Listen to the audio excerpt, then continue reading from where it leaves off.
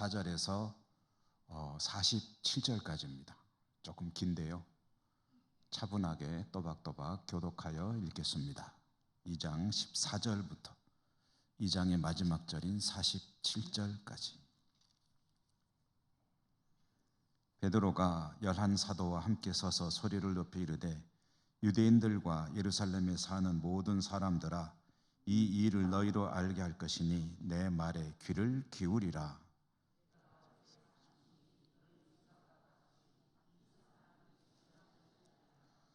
이는 곧 선지자 요엘을 통하여 말씀하신 것이니 일러스되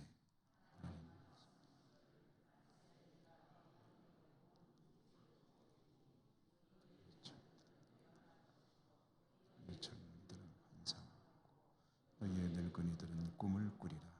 그때 내가 내 영을 내 남종과 여종들에게 부어주리니 그들이 예언할 것이요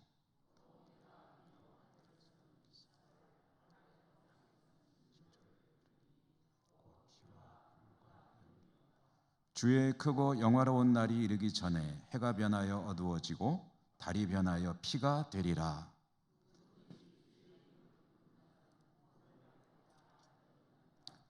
이스라엘 사람들아, 이 말을 들으라. 너희도 아는 바와 같이 하나님께서 나사렛 예수로 큰 권능과 기사와 표적을 너희 가운데서 베푸사 너희 앞에서 그를 증언하셨느니라.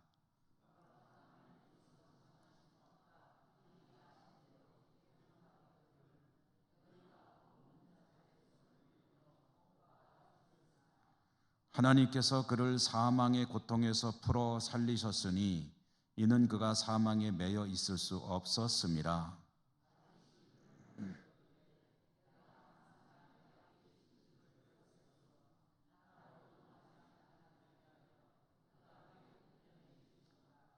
그러므로 내 마음이 기뻐하였고 내 혀도 즐거워하였으며 육체도 희망에 거하리니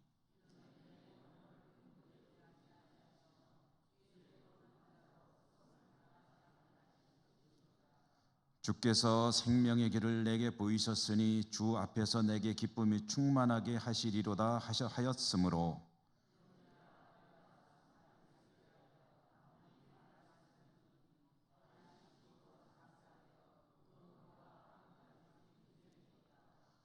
그는 선지자라. 하나님이 이미 맹세하사 그 자손 중에서 한 사람을 그 위에 앉게 하리라 하심을 알고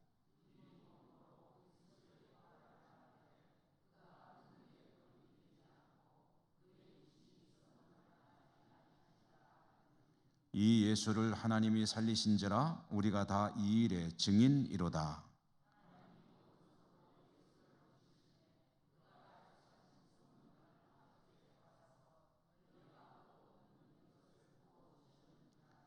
다윗은 하늘에 올라가지 못하였으나 친히 말하여 이르되 주께서 내 주에게 말씀하시기를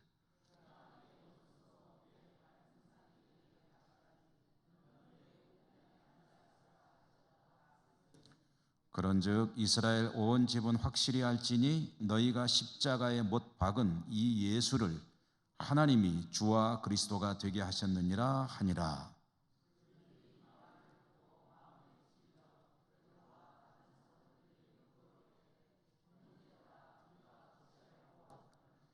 베드로가 이르되 너희가 회개하여 각각 예수 그리스도의 이름으로 세례를 받고 죄 사함을 받으라. 그리하면 성령의 선물을 받으리니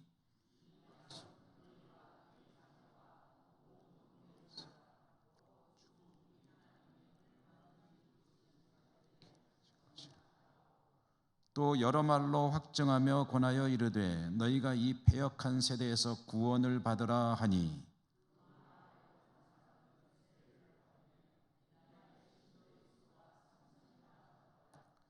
그들이 사도의 가르침을 받아 서로 교제하고 떡을 떼며 오로지 기도하기를 힘쓰니라.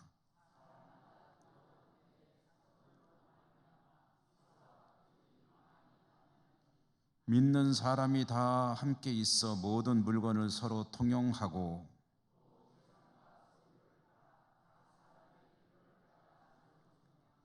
날마다 마음을 같이하여 성전에 모이기를 힘쓰고 집에서 떡을 떼며 기쁨과 순전한 마음으로 음식을 먹고 하나님을 찬미하며 또 온 백성에게 칭송을 받으니 주께서 구원받는 사람을 날마다 더하게 하시니라.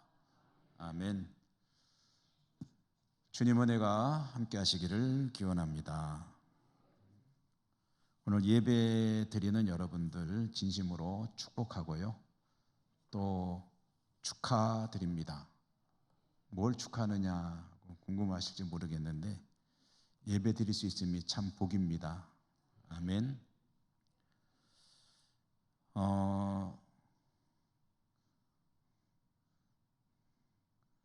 영국의 C.S. 루이스라고 하는 사람에 대해서 제가 간혹 말씀을 드립니다. 이분이 영문학자이기도 하고 또 작가이기도 하고 또 기독교계에서는 아주 기독교계를 변호하는 변증가이기도 하고 또 많은 저술을 통해서 기독교인들이 가장 좋아하는 작가 중에 한 사람이죠. 저도 이분의 책들을 많이 좀 구해서 읽고 하는 편인데 오늘 이 예배를 드리기 위해서 이제 설교 준비를 좀 하고 집에 들어가서 이제 밥도 먹고 하는데 갑자기 이 마음 속에 어떤 생각이 드냐면 하나님 참 감사하다 하는 생각이 드는 거예요. 그리고 마음속에 뭔가 막 즐거움, 기쁨이 밀려오는 그런 경험을 했습니다. 그런 적들이 있으시죠? 뭐가 그렇게 기분이 좋았느냐 하면은 우선 하나님을 예배할 수 있다는 게 얼마나 좋은 것인지, 하나님이 우리 주님이 나를 사랑하신다는 것이 얼마나 즐거운 일인지. 요즘에 저는 집에서 이제 스마트폰으로 성경을 좀 틀어놓고 잘 듣거든요. 읽는 것이 좀 눈이 피곤해서 좀 덜 읽다 보니까 이제 참 잘 많이 듣는 편입니다. 근데 그게 참 좋더라고요. 식사할 때도 틀어놓고 밥 먹고 뭐 딴 거 할 때도 틀어놓고 하고 그런데 오늘 밥 먹는데 제가 틀은 게 아니고 아내가 틀어놨는데 마가복음을 틀어놓은 거예요. 밥 먹으면서 이제 마가복음에 주님께서 잡혀가시고 십자가에 달리시는 장면을 과거의 아나운서였던 권사님이 쭉 읽어주는 유튜브 영상이 있어서 그걸 틀어놨는데 그걸 들으면서 밥을 먹는데 내가 뭐라고 주님이 나를 위해서 저 고초를 다 겪으셨구나 하는 생각을 하니까 막 마음속에 너무 감사하고 그리고 그 주님을 믿고 살 수 있다는 게 얼마나 즐거운 일인지 막 그냥 기쁨이 안에서 무슨 샘물이 솟아나듯이 솟아나는 그 느낌을 느꼈습니다.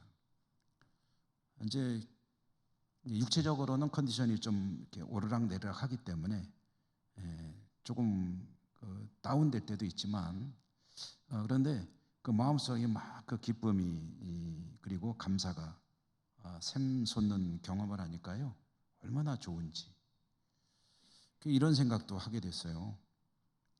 만약에 주님을 믿지 않았더라면 내가 무엇을 위해서 살았을까? 내 삶의 의미가 무엇이고 기쁨이 무엇이었을까? 그러면서 떠오르는 단어가 뭐냐면은 예기치 못한 기쁨. 이게 C.S. 루이스의 책 제목이거든요. 예기치 못한 기쁨. 원제로는 원래 제목은 영국 사람이니까 영어로 써서 거 아닙니까? Surprised by Joy라고 해서 기쁨에 깜짝 놀라다라는 그런 제목의 책인데 그 책을 이제 우리나라 책으로 번역하면서 예기치 못한 기쁨이라고 번역을 한 거예요. 책의 내용보다도 그 제목이 떠오르는 거예요. 주님께서 이렇게 기쁨을 주신다 하니 즐겁고, 예배 드릴 수 있다는 것이 얼마나 행복한 일인지, 설교하는 저로서는, 설교자로서 계속 말씀을 나눌 수 있다는 게 얼마나 즐거운 일인지. 예배를 드리는 우리 성도님들은 하나님 앞에 나와 예배 드리는데 이렇게 즐거움으로 드리리라고 믿습니다. 여러분 행복하시죠? 하나님을 예배할 수 있다는 게 얼마나 즐거운 일인지. 만약에 하나님을 예배할 수 없는, 또 아예 하나님 모르고 살았더라면 나는 도대체 내 인생의 의미는 무엇이었을까? 나는 무엇을 바라보며 살았을까? 무엇을 향해서 나는 달려갔을까? 그렇게 생각하면 참 끔찍하다는 생각이 듭니다. 여러분 모두에게 또 예배 가운데 임하시는 하나님의 은총이 풍성하시기를 기원합니다. 사도행전 읽기로 돌아와서 오늘 세 번째입니다. 주님께서 이 땅에 오셔서 하나님의 나라를 시작하셨습니다. 그러니까 하나님, 주님이 오신 곳에 하나님의 나라가 이제 이루어져 가기 시작하는 것인데, 그 증거 중에 하나가 뭐냐면 귀신이 쫓겨가고 병자가 낫고 문제가 해결이 되고, 그리고 그런 곳에서 주님은 이제 하나님 나라에 관한 이야기, 천국 복음이죠. 천국 복음을 전하셨습니다. 그렇게 주님이 이 땅에 오심으로 시작된 주님과 더불어 살아가는 그 삶의 정황, 그것을 우리가 천국이라고 그러는데, 그 하나님의 나라가 이제 시작이 되었는데, 주님이 시작하시고 이제 죽으셨다가 부활하셨지만 승천하신 거죠. 그러면은 이것은 그냥 흐지부지 끝나는 거냐? 아니거든요. 제자들, 사도들에 의해서 그 위대한 역사가 이제 계승이 되었죠.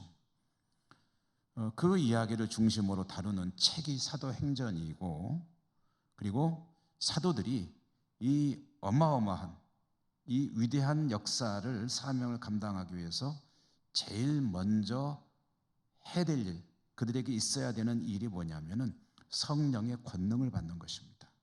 사람이 할 수 있는 일이 아니거든요. 그러니까 사도행전이지만 또 제목에 대해서 사도행전보다는 성령행전이 더 적절하다라고 말하는 이유는 거기에 있는 겁니다.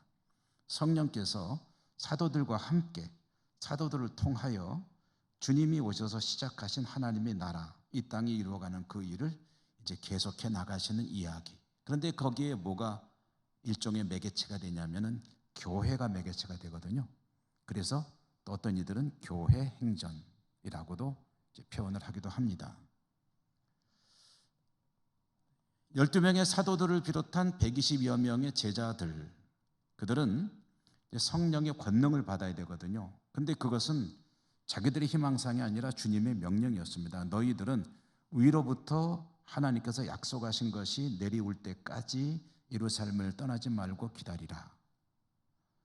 그래서 주님 부활 승천하시고 뭐 대충 계산해서 정확히 며칠이라고 말하기는 딱 자르기는 어렵지만 한 일주일 정도 지난 뒤에 오순절이 되었을 때 이제 그 성령께서 임하셨다.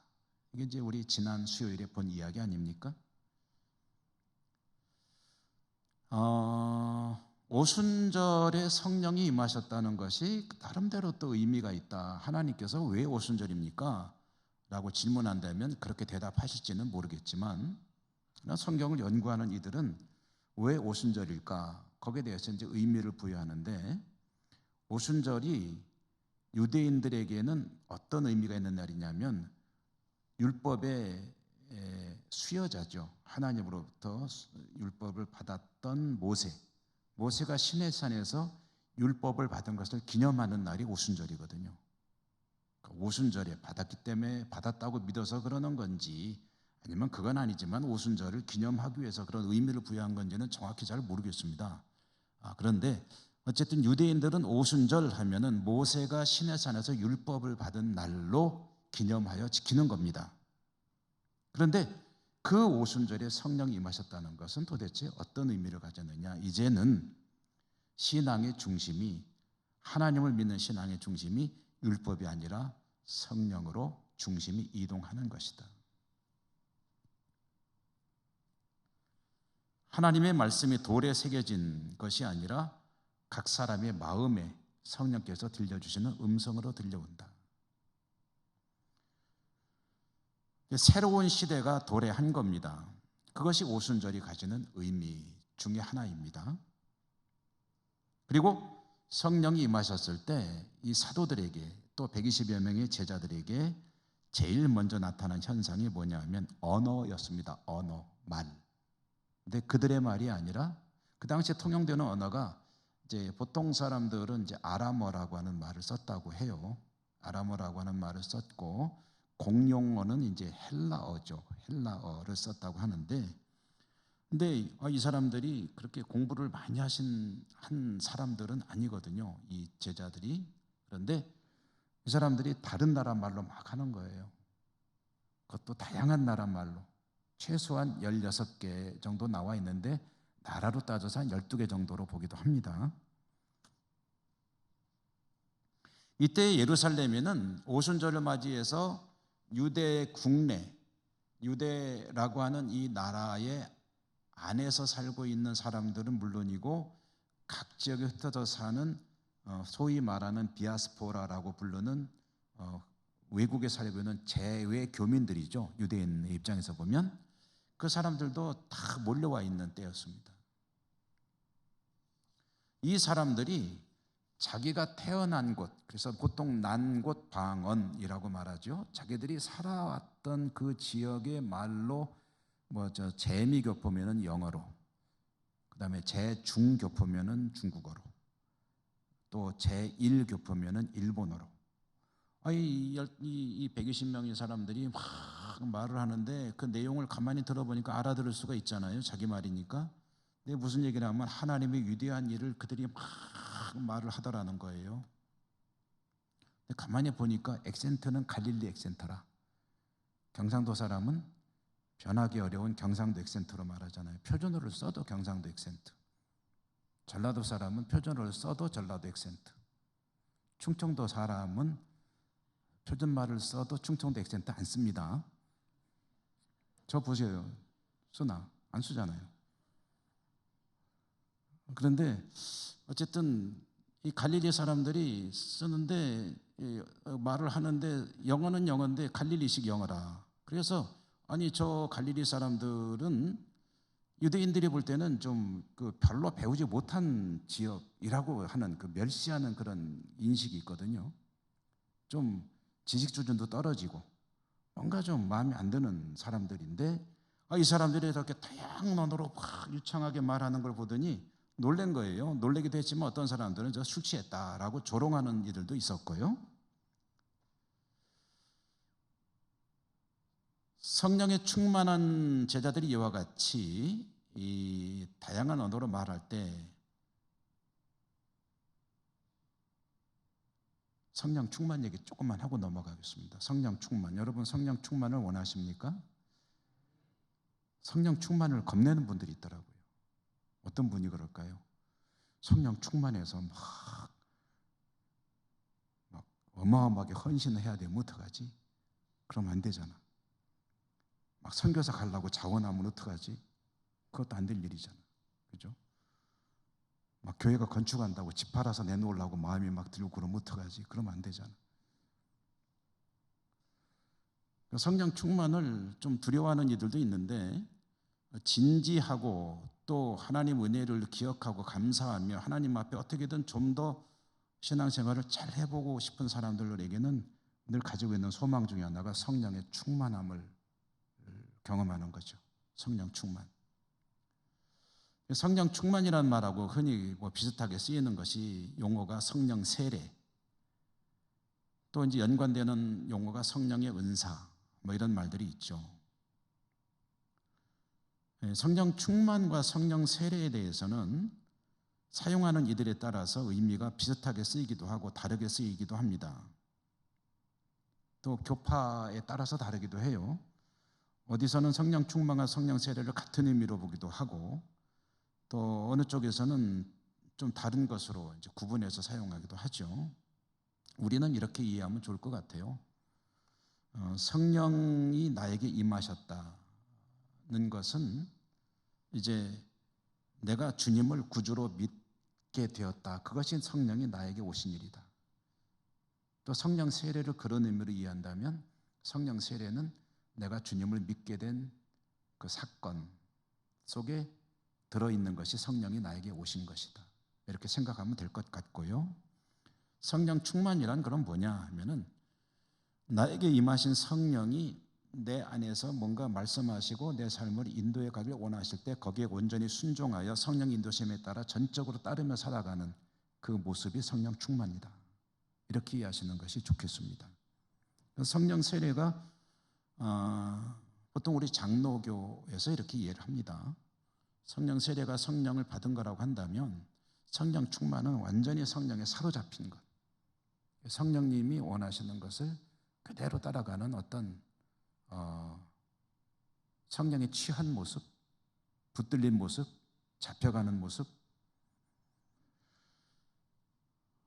그런데 이렇게 성령의 인도하심에 순종하며 살아가는 성령 충만의 때에 그 사람에게, 그 성도에게 나타나는 그게 뭐냐면 성령의 권능입니다. 성령의 능력은 이럴 때에 나타나는 것이지 물론 특별한 경우 말하는 거 아니에요. 보편적으로 성령의 능력이 나에게서 나타나기를 원하느냐? 그러면은 성령님께 전적으로 순종하여 그 말씀을 따라가려고 하면은요, 그럼 자연스럽게 성령의 권능이 나타나게 되고 성령의 열매가 맺혀지게 됩니다. 성령의 열매 9개. 갈라디아서 5장 22절 23절에 보면 사랑과 희락, 기쁨이죠. 성령에 충만한 사람은 사랑의 사람이고 기쁨의 사람이고 화평의 사람이고 인내, 오래 참고 자비, 그리고 양선, 착하고 그다음에 충성, 온유, 절제 이런 열매들이 나타난다는 거죠.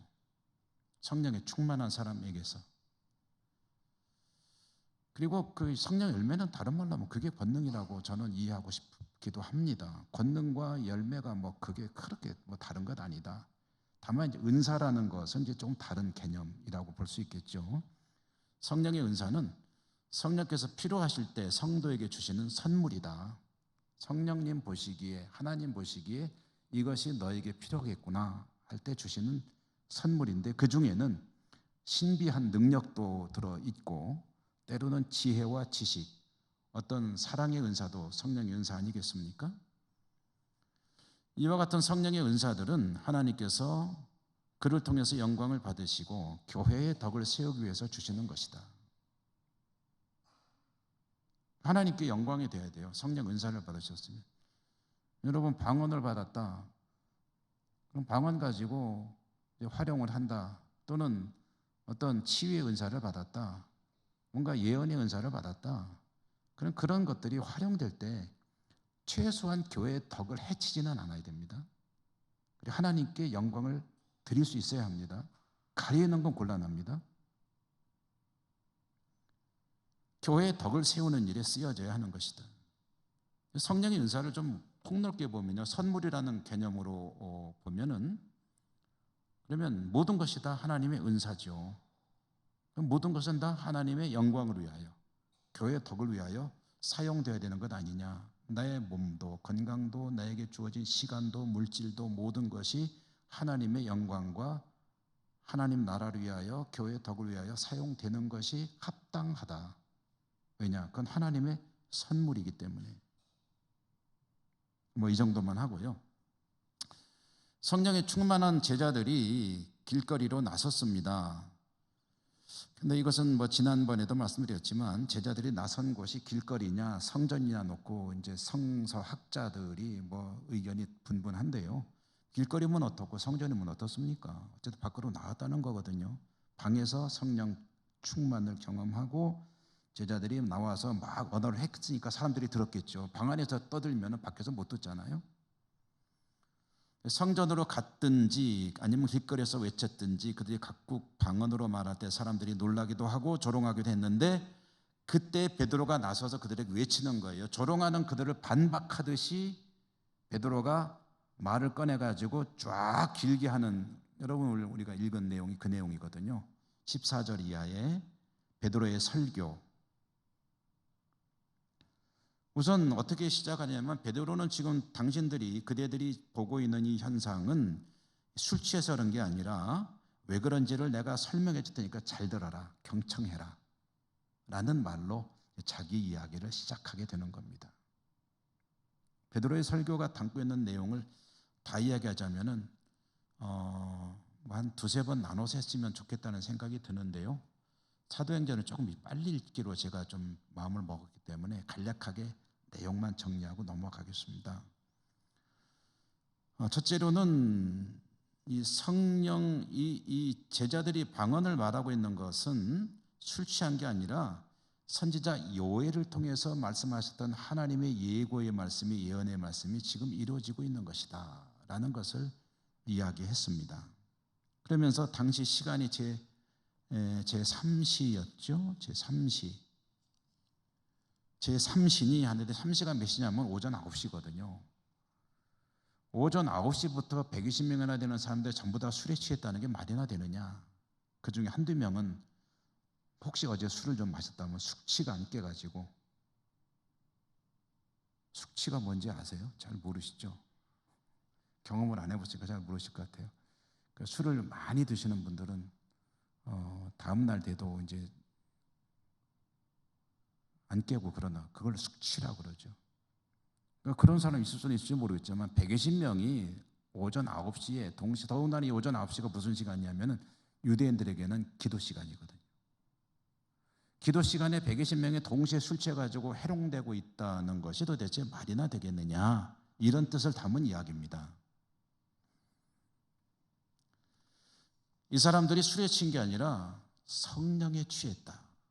그리고 이 현상은 우리 선지자 요엘이 말했던 그 이야기가 지금 이루어지고 있는 것이다. 요엘 2장 28절부터 보면은요, 오늘 이 말씀에 나오는 내용이 이제 예언으로 주어지고 있습니다. 하나님께서 요엘의 선지서 요엘에 보면은 하나님께서 말세에 자기 영을 모든 육체에 부어준다라고 말씀하시면서, 그때 이제 부어준다는 것은요,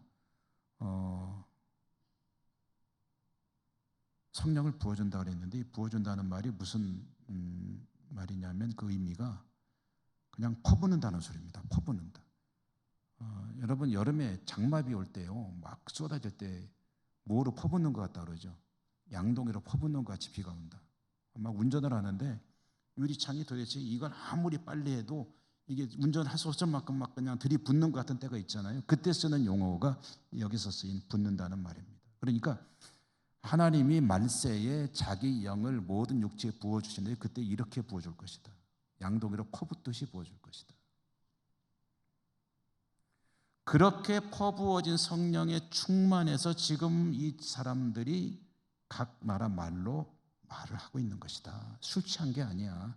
성령에 취한 거야. 요엘 선지자의 예언에 의하면은요, 성령이 임하실 때 이 땅에 이루어지는 일 중에 한 가지 잠시 언급하고 넘어가고 싶은 것은 모든 장벽이 무너진다는 이야기를 그때 들려줍니다. 요엘 선지자가 성령이 이제 부어지면은, 임하시면 아들들이 예언을 하게 되는데, 아들들만 하는 게 아니라 딸들도 한다.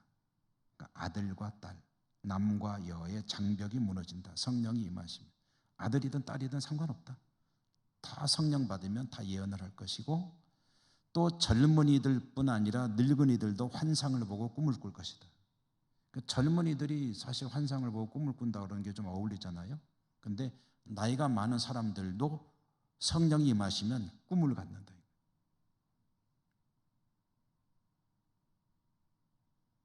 남종과 여종들에게도 성령이 임하시면 그러면 놀라운 일들이 일어나게 되는데, 이 남종과 여종은 신분의 차이가 없어진다. 신분의 장벽이 무너진다는 거죠. 그러니까 성령이 임하는 것에 이런 모든 차별과 장벽들이 무너지고 모두가 다 그리스도 안에서 하나가 되는 그 역사가 있는 것이죠. 그래서 여러분, 우리 한국교회 초기에 보면은요, 처음에 선교사들이 와가지고 제일 애먹었던 문제 중에 하나가 양반과 상민, 천민들을 차별하는 그 양반들 때문에 애를 많이 먹었습니다. 그러니까 와서 데모하는 거예요. 선교사님, 난 저 사람들하고 같이 예배 못 드리겠다. 저 내보내든지 어떻게 하라고. 그러면 선교사는 안 된다. 하나님 안에서 모두가 다 동등합니다. 평등합니다. 근데 이제 그 말이 안 통하니까 그게 못 견디는 양반들이 따로 나가서 교회를 분리해 버리는 거예요. 그래가지고 나중에는 양반교회 그리고 상교회 이렇게 해가지고 교회가 분리가 돼가지고 지금도 그 교회들이 한국교회 이제 아주 오래된 역사 깊은 교회들로 서울에 가면 남아 있거든요. 그런 역사들을 가지고 있습니다. 근데 그 모든 차별이 무너지는 것이 성령이 임하실 때 나타나는 역사다. 그걸 요엘 선지자가 미리 예고를 했다는 거죠. 자, 두 번째로 요엘 선지자의 말에 의하면은 성령이 강림하실 때, 지금 베드로가 하는 설교의 내용입니다. 요엘 선지자의 말씀을 인용했는데 성령이 강림하심으로 말세가 시작이 된다. 말세, 종말이 시작이 된다. 여러분, 그러니까 성령이 임하시면 종말이 시작이 되는데요. 이 종말이 언제 시작이 되냐면은 요엘 선지자 말이야만 그렇다는 겁니다. 주님이 오시고 이때부터 종말을 향해서 그 시간이 즉각 흘러가기 시작하는 겁니다. 근데 이게 언제 가면 딱 스톱 하고 스톱워치를 누르게 되냐면은 주님이 다시 오실 때, 재림. 종말이 이제 실현되는 거죠. 그러니까 말세, 종말의 때에는 주님께서 오셔서 시작이 되고 그 다음에 가신 주님께서 다시 오실 때 완성이 되는데 그 중간에 종말을 향해서 하나님 나라를 이루어가는 일을 성령께서 오셔서 사도들과 함께 그 일을 이루어 가신다. 주님 다시 오시는 날이 종말의 날인데 그 날이 얼마나 무서운 날인지 아느냐? 그 날에는 지금 여러분 보시면 우리가 읽은 19절, 2장 19절, 20절 한번 읽어볼까요? 종말의 때가 천재지변. 19절 20절 한번 읽겠습니다. 시작. 또 내가 위로 하늘에서는 기사를 아래로 땅에서는 징조를 베풀리니 곧 피와 불과 연기로다. 주의 크고 영화로운 날이 이르기 전에 해가 변하여 어두워지고 달이 변하여 피가 되리라. 아멘. 그러니까 종말의 때에 이런 말하자면은 하늘이 뒤집어지고 땅이 갈라지고 뭐 경천동지라고 하죠 보통. 그런 종말의 때에는 정말 두려운 현상이 벌어질 것이다. 그게 언제냐면 주님이 다시 오실 때다. 그런데 이 날은 참 두려운 날인데 주님을 믿는 사람들에게는 두려움의 날이 아니라 환희와 기쁨의 날이 될 것이다. 왜 그러냐? 21절 말씀이 그 이유를 말씀해 주고 있죠. 21절도 한번 읽어볼까요? 읽어보겠습니다. 21절 시작. 누구든지 주의 이름을 부르는 자는 구원을 받으리라 하였느니라. 아멘. 왜 그렇죠? 그 어마어마한 난리가 날 그때에 주를 믿는 자들은 구원을 받으리라. 별로 안 기쁘신 것 같아요. 이럴 때는 할렐루야 해서 나와야죠. 할렐루야. 아멘. 여러분, 이 무시무시한 두려운 날에 이 날이 주님이 오셔서 세상을 이제 심판하시고 그리고 하나님의 나라를 완성하시고 순결한 주의 백성들과 더불어 영원히 살아가시는 때고 그때 그리스도 안에서 잠자던 이들이 다 살아나고 그러면서 하나님 나라를 살아가게 된다는 이 놀라운 역사, 이걸 믿는다면은 이 사실은 어마어마한 일이죠.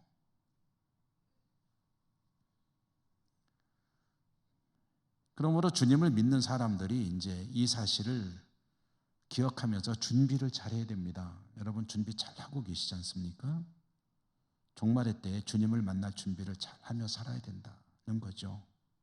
그것은 성도로서 정말 본분을 지키며 열매 맺는 삶을 살아야 한다. 성령의 열매를 맺는 삶을 살아야 한다.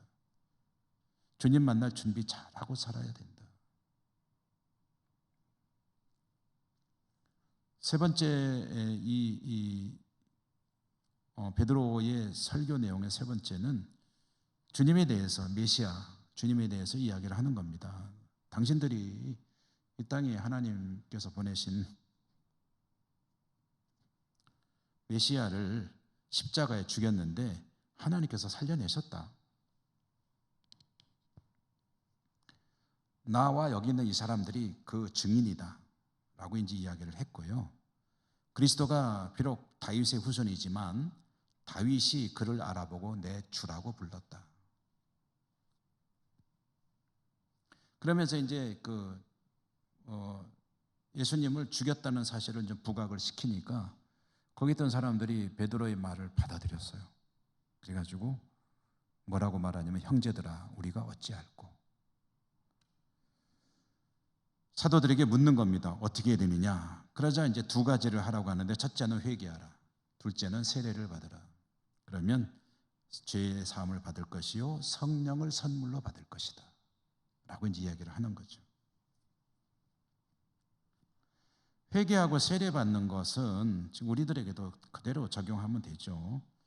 회개할 때 주님께서 만일 우리가 우리 죄를 자백하면 우리 주님은 미쁘시고 의로우사 우리 죄를 사하시고 모든 불의로부터 우리를 깨끗게 하신다. 그러니 회개하면은 모든 죄를 사해 주신다. 그리고 깨끗한 심령이 될 때 성령을 선물로 주신다. 할렐루야. 너무 감사하죠? 사도들이 그렇게 권고했을 때 이날 많은 사람들이 세례를 받습니다. 그래서 성경에 보면 그 숫자가 3,000명에 이르렀다. 물론 이 3,000명이 다 예루살렘 교회의 성도인 거는 아니에요. 그중에 돌아간 사람도 많고 또 그때는 그랬지만 또 시간이 걸리는 사람도 있었겠죠. 어찌됐든 이렇게 해서 기독교 역사상 최초의 교회라고 할 수 있는, 오늘날 우리가 생각하는 교회라고 할 수 있는 최초의 교회인 예루살렘 교회가 탄생하게 되는 겁니다. 이 예루살렘 교회로부터 이제 각지로 사마리아로 예루살렘과 그 다음에 뭐죠? 온 유대와 사마리아와 땅끝까지 할 때 예루살렘 교회가 이제 시작이 되는 겁니다. 그럼 이제 유대로 확산되고 사마리아로 확산되고 땅끝을 향해서 사도행전에서는 로마까지 이야기가 나오잖아요. 이렇게 모인 예루살렘 교회의 신앙생활에 대해서는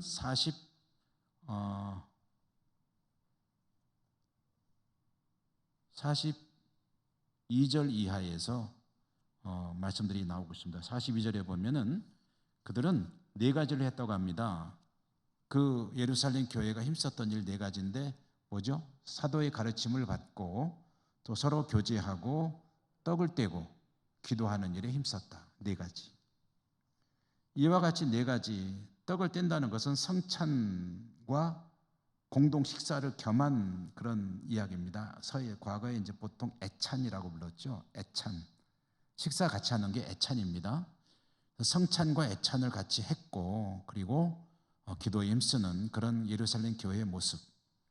43절에 보면은 그렇게 예루살렘 교회가 이제 이루어질 때 사도들로 인해서 기사와 표적이 많이 나타나고 아주 특징적인 거 있습니다. 이 얘기하고 마쳐야 될 것 같은데요. 특징적인 것은 믿는 사람이 다 함께해서 모든 물건을 서로 통용하고 재산과 소유를 팔아 각 사람이 필요를 따라 나눠주었다. 그러니까 성도들이요, 자신들이 가지고 있는 재산을 팔아서 교회에다 내놓으면은 그게 목적이 뭐냐면은 나눔으로 한 겁니다. 나눔. 필요한 사람들이 가져가는 거예요. 나에게 재산이 좀 있어요. 그러면 그 중에 뭐 전부든 일부든을 매각해가지고 교회에다가 내놓으면은 교회에서 그걸 필요한 사람들이 가져가서 쓰는 건데 이게 무슨 얘기냐면 한 공동체 가족이 되는 거죠. 성도들의 입장에서 보면은 물질을 초월하는 겁니다. 물질을 초월하는 것은 참 어려운 일이죠. 이 얘기 시간이 되면 조금 더 할 수 있었으면 좋겠지만 오늘은 얘기하지 않으려고 하는데요. 물질을 초월할 수 있는 일이 오늘 결론적으로 말하면 언제 가능하냐 할 때 성령에 충만할 때 할 수 있는 일이 물질을 초월하는 것이다. 이게 무슨 얘기냐면요. 물질과 하나님이 양립할 때에 하나님이 물질을 누르고 위에 가는, 순위로 따지면 1번이 하나님, 2번 이하로 물질이 밀리는 거예요. 근데 대부분의 사람들에게는 하나님이 없는 이들은 뭐 말할 필요도 없고요. 하나님을 믿는 이들 성도들 가운데도 상당수는 아마 물질이 하나님보다 위에 가 있는 이들도 꽤 있을 거예요. 아니면 하나님을 2번으로 밀어내는 일이 누구에게나 있을 수 있습니다. 그런데 그 모든 일들을 다 제쳐버리고 하나님이 1번으로 갈 수 있다면 그 사람은 어떤 사람이냐? 성령에 충만한 사람이다. 그리고 그게 가장 큰 복입니다. 여러분, 물질을 초월한 이 사람들이 일시적인 일이 아니고 이게 지속됐다는 뜻이 이 안에 들어있거든요. 계속되고 있는 현상이에요. 성도들이 계속해서 물품을 팔아서 교회에다 갖다 놓고 교회는 그 일을 필요한 이들이 가져서 쓰고,